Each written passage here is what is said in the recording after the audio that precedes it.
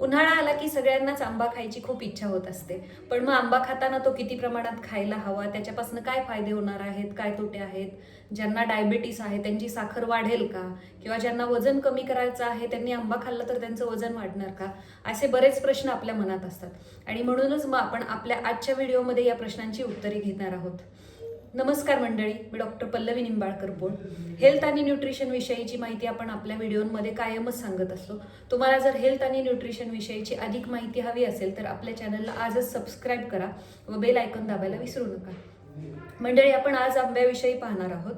आयुर्वेदामध्ये आंब्याला दोन्ही प्रकारचं खाण्यासाठी सांगितलं आहे. म्हणजेच काय की आयुर्वेदामध्ये कच्चा आंब्याचे गुणधर्म आणि पिकलेल्या आंब्याचे गुणधर्म असे दोन्ही देखील सांगितलेले आहेत. कच्चा आंबा म्हणजेच काय तर कैरीचे देखील काय गुणधर्म सांगितलेले आहेत आणि पिकलेल्या आंब्याचे जो आपण कायम खातो त्याचे देखील आपल्याला आयुर्वेदामध्ये गुणधर्म सांगितलेले आहेत.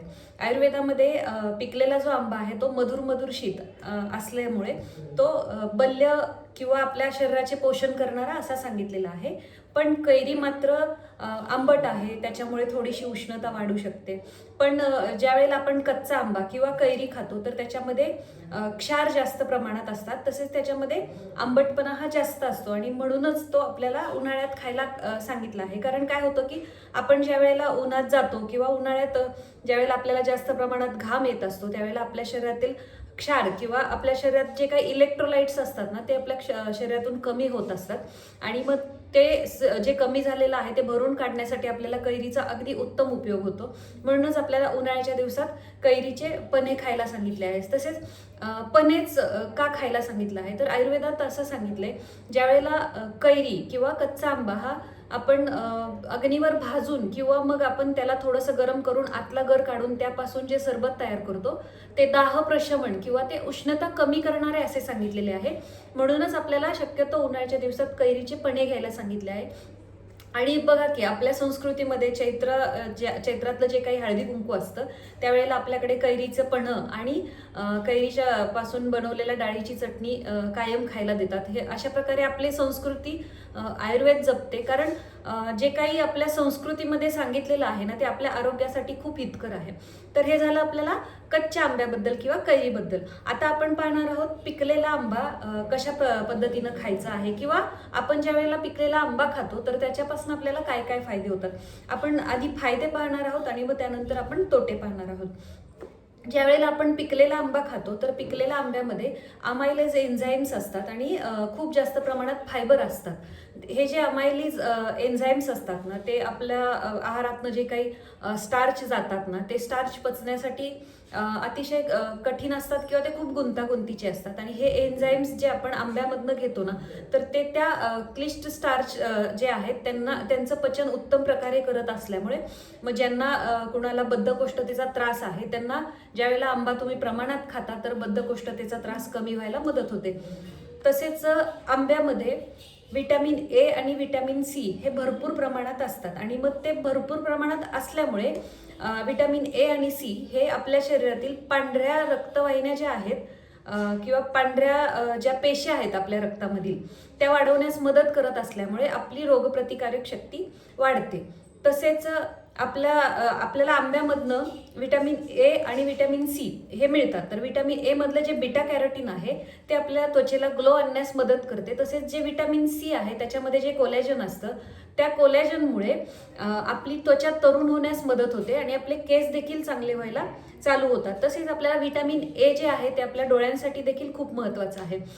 आणि आंबा हा आपल्याला हृदयासाठी देखील खूप हितकर सांगितला आहे. कारण की आंब्यामध्ये पोटॅशियम आणि मॅग्नेशियम आहे जे आपल्या हृदयाचं कार्य करण्यासाठी अतिशय चांगले असतात किंवा आपलं हृदयाचं कार्य व्यवस्थित चालू राहण्यासाठी आपल्याला पोटॅशियम आणि मॅग्नेशियमची मदत होत असते. आणि म्हणूनच आपल्याला आंबा खाल्ल्यामुळे आपल्या हृदयाचं देखील संरक्षण होत असतं. मग आपण ज्या वेळेला आंबा अति प्रमाणात खातो त्यावेळेला आपल्याला काय तोटा होतो तर ज्यावेळेला आपण आंबा अति प्रमाणात खातो तर आंबा हा मधुर शित किंवा बल्य सांगितलेला असल्यामुळे आंबा ज्या वेळेला आपण अति प्रमाणात खातो त्यावेळेला आपल्याला आपलं वजन वाढू शकतं. मग आपल्याला डायबिटीस असतो त्यांना साखर वाढू शकते का तर नक्कीच. कारण हा मधुर म्हणजेच गोड असल्यामुळे ज्या वेळेला आपण आंबा अति प्रमाणात खातो किंवा मग आंब्यापासून बनवलेले जे काही पदार्थ आहे ज्यामध्ये जास्त प्रमाणात साखर ऍड केलेली असते ते ज्या वेळेला आपण खायला लागतो त्यावेळेला आपली साखर वाढते.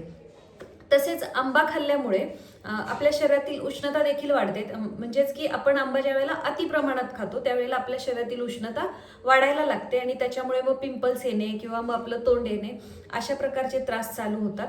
तसेच आपण ज्या वेळेला आंबा खात असतो तो शक्यतो दिवसा खावा, कारण रात्री जर खाल्ला आणि तुम्हाला वजन कमी करायचं असेल तर रात्री हा मधुर गुणाचा आहार घेतल्यामुळे तुम्हाला पुन्हा मग वजन वाढते.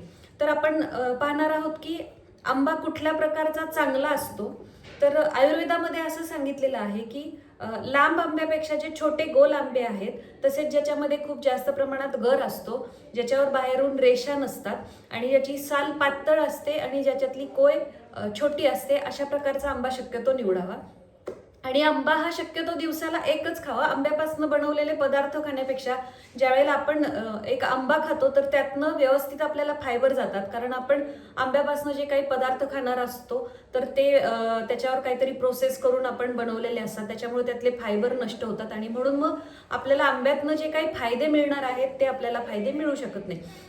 कच्चा आंबा खाण्याचे ज्या वेळेला आपण कच्चा आंबा किंवा कैरी ही देखील जास्त प्रमाणात खातो तर त्याच्यामुळे पण आपल्याला काय तोटे होतात, तर आम्ल रस हा आपल्याला रक्तदुष्टी करणारा आहे.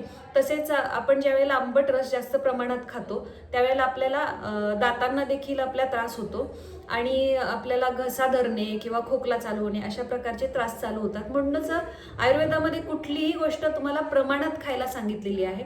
ज्या वेळेला कुठल्याही गोष्टीचा अतिप्रमाणात आपण सेवन करतो तर त्याचे तोटे होणारच आहेत. म्हणूनच काय तर आपण आंबा ज्या वेळेला उन्हाळ्यात खातोय तर नक्की सगळ्यांनीच खायला हवा. ज्यांना डायबिटीस आहे त्यांनी देखील खायला हवा किंवा ज्यांना वजन कमी करायचं आहे त्यांनी देखील खायला हवं, पण आंबा हा प्रमाणात खायला हवा. आणि आंबा खाण्याच्या आधी तुम्ही शक्यतो 1 तासभर पाण्यात भिजवून ठेवा, म्हणजे त्याच्यातली उष्णता थोडीशी कमी होऊन जाते आणि तो तुम्हाला पचायला सोपा जातो.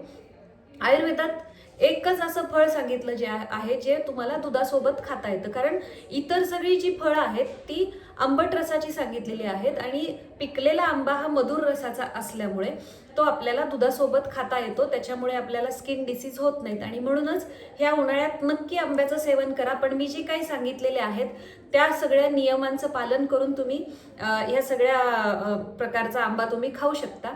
आणि मला ना कमेंट्समध्ये नक्की सांगा की तुम्हाला कुठल्या प्रकारचा आंबा जास्त आवडतो आणि तुम्ही ह्या उन्हाळ्यात किती प्रमाणात आंबा खाणार आहात.